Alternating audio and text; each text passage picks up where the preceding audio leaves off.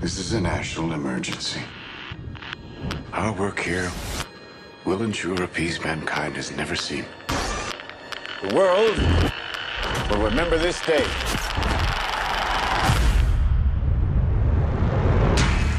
This is arguably the most important story of our time.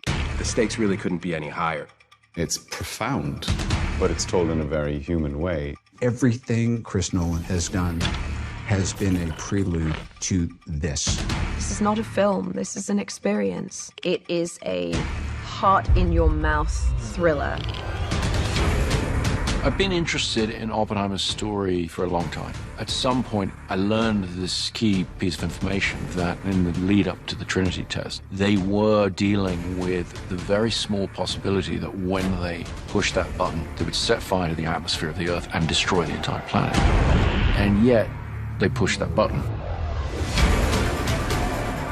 I wanted to take the audience into that extraordinary moment in human history.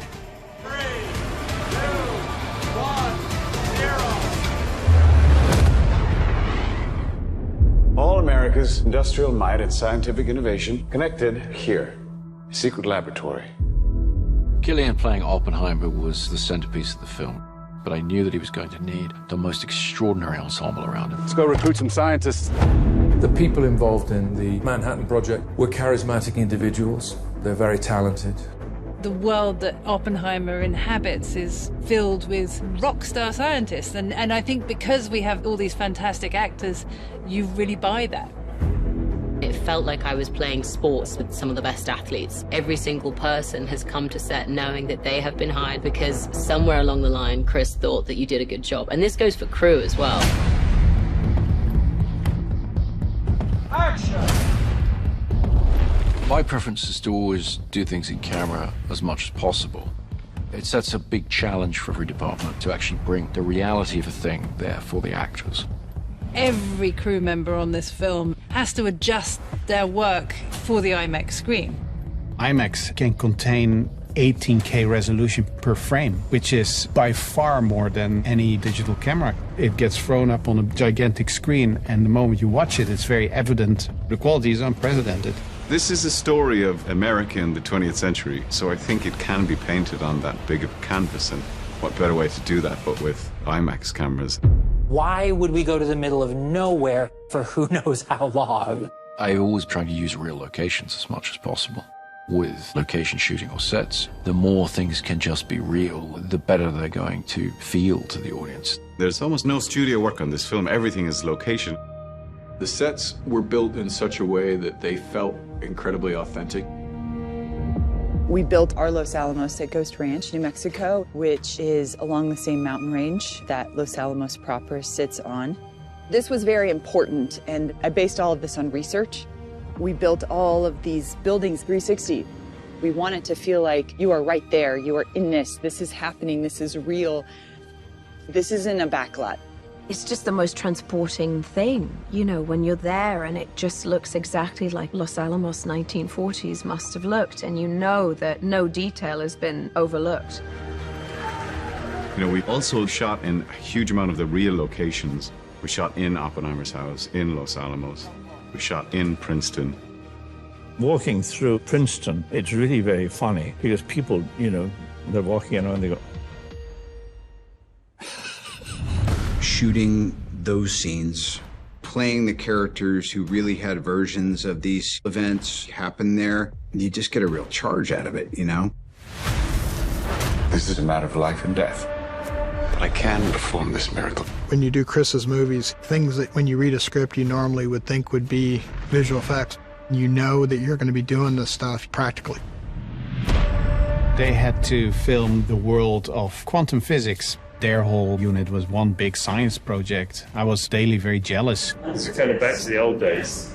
We did a lot of experimentation. We came up with some very interesting analog methods of how to approach this, all of which was leading to the Trinity test, which had to feel nightmarish and terrifying in a way that computer graphics never really is. What we were able to get into the finished film, to me, is extraordinarily beautiful, but also very frightening. Working with this whole team was such a great camaraderie, and with the commonality of we are going to get this in camera. I love Chris's dedication to that. It really speaks to Chris and the way he directs. All of the energy goes around the camera. Like, we're all here to do the same thing. Chris makes films for theaters, for movie-going audiences. You know, so you want to see that as it's designed to be seen. Watching this very different sort of film on that big screen, it sort of makes you gasp. You're right in their experience. This is, I think, a definitive moment in the history of modern filmmaking. Do yourself a favor and go see this on as big a screen as you can. With the sound design and the score and the emotionality of it, this is an unforgettable, unmissable experience in a theater. You are the man who gave them the power to destroy themselves. We made Oppenheimer on the largest scale possible because the idea is to come and experience this. His story is monumental and epic and extraordinary. It really has to be seen on the big screen to be believed.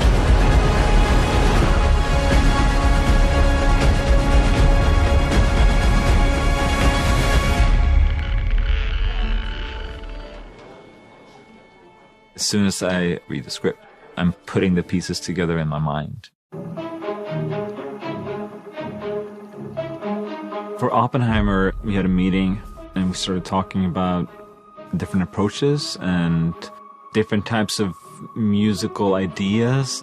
The film score grew very organically, very gradually from the smallest elements. And I had no preconceptions about the music for the film. Sometimes you have an idea for the soundscape of the world or the rhythm of it, and sometimes you don't. And in this case, all I had that I gave Ludwig was the idea of basing the score on the violin.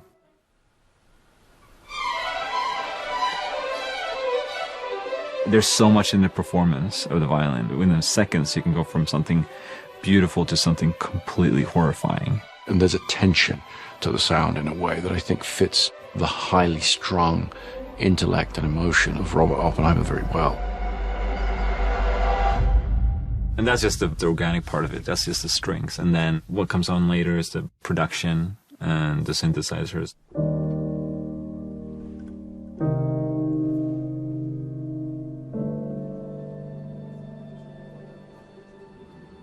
I think every process of scoring is different if it's to be tailored correctly to the demands of a new project. And this was a type of film I hadn't made before, and it was a type of music that I hadn't worked with before. A lot of things you do in the beginning is about experimenting and see where you can take things. We would take his experiments and we would put them to picture and edit them and try different things and show it to Ludwig, and he would go and bring more things to the table. Oppenheimer is a visual masterpiece. You know, I'd never seen that kind of intimate portrayal of a character on IMAX. That's the sixth-note Oppenheimer theme. I felt like this movie was really pushing the boundaries in so many different fields. So I wanted to see how we can do that with music as well.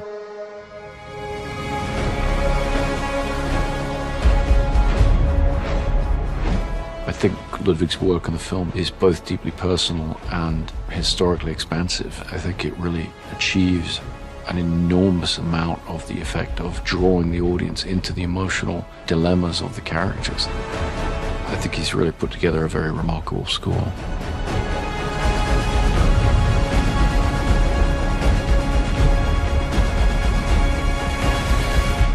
This is a movie you celebrate IMAX cinema. Why should audiences see this on the biggest screen possible? Well, it's, you know, the amazing thing about IMAX is the visual quality of the image is just second to none, and it's truly an immersive experience on that big screen, and nothing like anything you could get at home. And you've assembled one of the most stellar casts I've ever seen. I saw the movie last night. Every single one of them gives an incredible performance. What made this the movie to populate even some of the smaller roles with Oscar winners, Oscar nominees, some of the greatest actors in Hollywood? Well, the scale and excitement of this movie is driven by its cast. That's true of every movie to a degree, but with this movie more than most. This is a film about people coming together to try and pull something off against seemingly impossible odds. So we needed Cillian Murphy at the heart of this as Oppenheimer. but we needed to surround him with the greatest actors that we could find, right down to the very smallest roles. There are no composite characters in the film. Everybody from the history is represented as they need to be. And so there's a large cast, a really wonderful ensemble around an excellent central performance. And having just watched the movie and still recovering from the ending, that's all I'll say for the moment, what are you hoping audiences take away from their experience of watching Oppenheimer?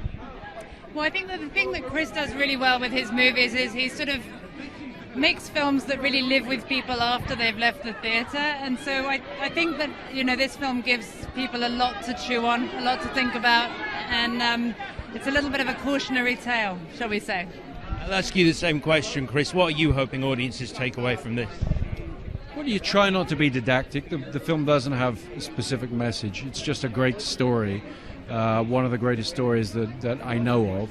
And so we tried to do it justice. And I think part of the appeal of the story, what makes it dramatic, is that told right, and we've done our best, when the film finishes, there'll be a lot of interesting questions, a lot of resonances. Movie number 6 for you with Christopher Nolan. Tell me, how did you react when he came to you and said, I want you to play this role? I mean, I had to sit down for a minute. But I was thrilled. You know, any actor in the world would want to work with Chris. He's one of the greats, one of the greatest directors we have in the world, and I feel privileged to have worked with him so much, you know.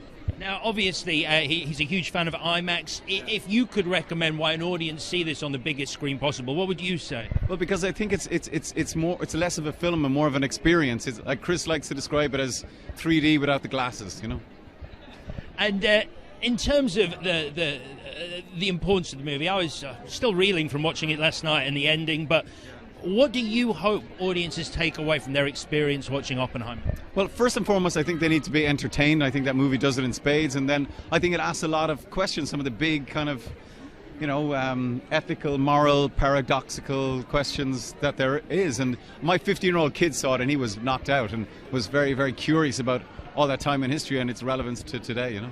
And what was your reaction when you got the call going, would you like to be in Christopher Nolan's new movie, Oppenheimer? It was just to meet him. At which point I was like, if you have a jetpack, just like put it on and run, like go to the meeting. And he's so English, Chris, and so casual that we talked for like 2 hours. And then he was like, right, so, you know, it's for the character of Kitty, if you'd like to do it. And I was like, is that an offer? Like, it was just so cash and funny, and the script was heart-racing. I mean, it was a yes before I'd read it, you know. And in terms of the spectacle, obviously it's shot in IMAX. Why would you recommend audiences see this on the biggest screen possible? Well, because he made it for the biggest screen possible. I mean, every detail was... He sweat bullets for this film. And the whole thing is just supposed to be a fully immersive experience. It's more than a film. This is a heart-racing experience. And to get the full kidnap of it, you've got to go see it massive, you know? Final question. Is there a message you think audiences should be taking from their experience of watching Oppenheimer? No, I mean, I don't think Chris makes films that are didactic, you know, didactic in any way. I feel he likes the open-endedness of asking really profound questions but sort of not giving you the answers. I want people to metabolize it together. I want you to go for a drink, talk about it. You'll need to, and that's the best part. How do you react when you get a call saying, do you want to be in Oppenheimer? Well, first of all, yeah, huge fan of Chris, but also I don't know why I've always been fascinated with this event and the history around it, and then to be transported on IMAX cameras to where you're going to feel like you've been brought back to when it happened. And I think as people are seeing the film and saying really what an achievement it is, the fact that it's also just so riveting. Like I remember when you used to see movies that were important movies, but also gave you the full immersion in cinema. So it's kind of both. Yeah, it's an incredible movie. I'm still reeling from those final scenes. That's all I'll say on that. But what do you hope audiences take away from their experience of watching Oppenheimer? That a summer blockbuster can also be a very evolved piece of storytelling, I've done all kinds of movies, and I love all kinds of movies. I've never been in a film that is this big and this small, because it's something we're all really thinking about. And again, you know, Chris Nolan takes it as an assumption that the audience is intelligent, and I appreciate that. It's a powerful piece of cinema. What are you hoping audiences take away from their experience of watching this? It's an amazing movie. All of his movies, he's never didactic about it. He really wants the audience to bring what they bring and to discuss. You know, they're very thought-provoking movies that he makes. So I think that's either Robert or Killian, I think. Oh, it's Chris. But I think that's what's great about his films is he loves his audience, you know what I mean? He really trusts them and wants them to be talking about it afterwards, and he always makes things that provoke that kind of dialogue, which is very cool. And finally, why would you suggest people see this on the biggest screen possible? Because that's how Chris Nolan made it to be seen, and he shot it with that in mind. Every single detail he put in was so that people can see it in its largest possible format. They invented black and white IMAX for sequences in this movie. I mean, it's just... that's how you should see it if you can. Yeah.